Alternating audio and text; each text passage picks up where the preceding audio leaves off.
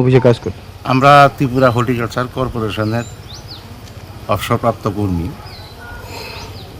Chairman সঙ্গে আমাদের meeting হয়েছে, আমরা লেকচারারে দিব, তারপর এমডি সাগর হয়েছে। তো আমরা জানুয়ারি মাসে প্রথম সপ্তাহে একবার আসছিলাম, তো স্যারে কইছে দেখা দিব, দেখা ইয়া করবো। তো এই আজকে 3 মাস পর্যন্ত কিচ্ছু আনা দিকে আজকে আসছিলাম আর কি। তো আজকে আসি আর স্যারে কইছে সামনের মাস থেকে এই দাফে 6জন 7জন করে দিয়ে দিব। কতদিন সময় লাগবে ওইটা কিচ্ছু কইছে না।